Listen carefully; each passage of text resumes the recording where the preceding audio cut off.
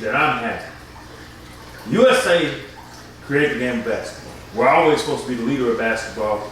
Ever since we have adopted to send our professionals to this amateur event, we have been dominating so far. There's a couple of times we lost, and those teams, they just didn't feel the promise. They got to at least the goal.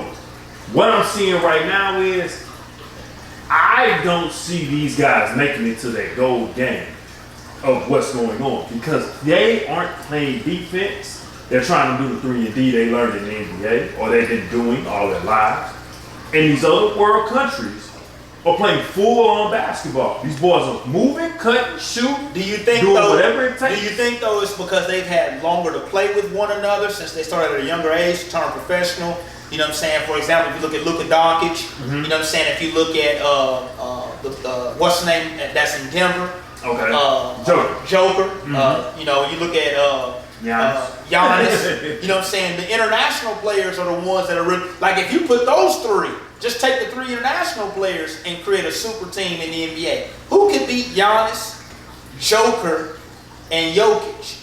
I mean, excuse me, Giannis, Luka, and Joker. Who could beat those three in the NBA if you put two role players around them with a solid coach like they had? Like, let's say, for example, give Jason Kidd, Ty Lue, Nate McMillan, you know what I'm saying, Monty Kiffin, Eric Spoelstra. Who else do I really like? Billy Donovan in Chicago. I can tell you the coaches that are really on top of the game, you know what I'm saying? Well, Thibodeau. You like Thibodeau? Thibodeau, he's good, but he can drain you. Thibodeau can drain you. Yeah, out there in New York, but the Knicks were balling. But see, he's like a Popovich, and I'm gonna let you chop this down. When you look at the game, you know what I'm saying, you talk about the game, the USA is having trouble because these players that are playing now, the work ethic is different. Oh, yeah. See, Luka, Joker, and Giannis have a different mentality.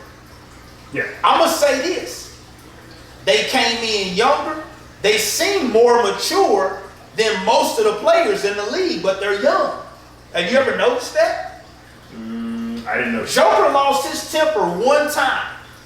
Joker lost his temper one time in the series that he was about to get beat by the Suns when they got swept, and he damn near lost it on Booker on a foul. Got a flagrant foul, got kicked out of the game, game 4. Okay. Or, you know what I'm saying? I think they swept game 5, 4 or 5, right? Okay. That's taking it personal, bro. Yeah. That's like, you really appreciate the game. And you want to win. Luka, you compete. Luka almost beat a healthy Clippers. They went 7. They did. Think about that.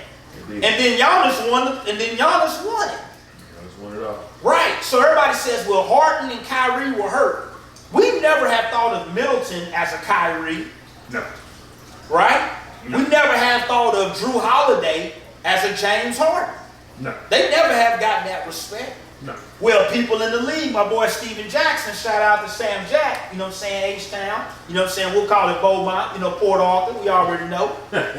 Jack, you say that Middleton is the closer. Okay. You felt like, you know, Drew Holiday was known around the league as that type of guy. I watch all the Smoke podcasts, you're right, I heard that, I heard players speak on that. I knew that for myself going back to UCLA.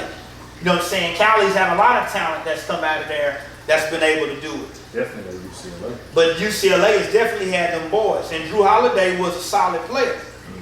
So we knew he was solid. We knew when he got traded, I picked him to beat Brooklyn. Okay. That's where really, see, that's where, to me, you can't. And you picked him before injury. Yeah, I had him in 7. I had the Bucks in 7 over Brooklyn. Now, don't come to me talking about no injuries when we know most of these teams in the league have what in the playoffs? Injuries. It's part of the game. Yeah, it's a part of the game. I don't want to hear all that. Well, if this, we wouldn't even be talking about that. No, we talking about it because in real time, the game still did what? It went on. Yeah. The game still was moving forward. Yeah. That's just like saying in life, I wish I would have got up and worked out today. No, you could have. You could have. Yeah. You know But what I'm you saying? Yeah, there's 15 NBA players on the roster. If I'm not mistaken, Middleton was in the G League at one time. Maybe. I don't know. Let's pull it up. I don't know.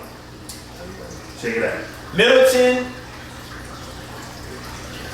in G League. Oh, it's already coming up on the search. Chris Middleton, G League stats. Wow, this boy got stats. Let's see what he was doing in the G League when they brought him up. See, nobody has really paid attention to that and thought about it from that perspective. 6'7", 215, Texas A&M. You know what I'm saying? From South Carolina, he's a Geechee. You know what I'm saying? He's a Geechee. Kwame, if you look in, tap in. You know what I'm saying? I like Middleton, but let's check him out. In 2012, 2013, you know what I'm saying? He averaged 11 points. You know what I'm saying? It looks like, you know what I'm saying, a game. 11 points. Yeah, nothing Right? major. Nothing major. Not like they got a boy going from the draft that's coming out of the G League. But Yeah, they saying he was 25 a game. Yeah.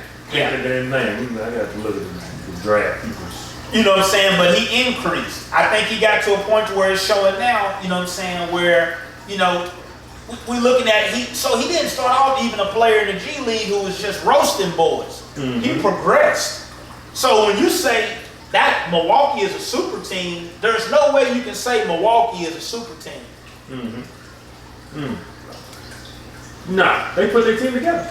Drew Holiday, when he got traded from Philly. If a lot of people don't realize The that. saying Milwaukee's a super team is like saying when the Oklahoma City Thunder went to the finals, they was a super team. That's just a good GM that put the team together. And going back to Oklahoma City, Kevin Durant was up 3-1. They should have won that series. Everybody blames that on Westbrook.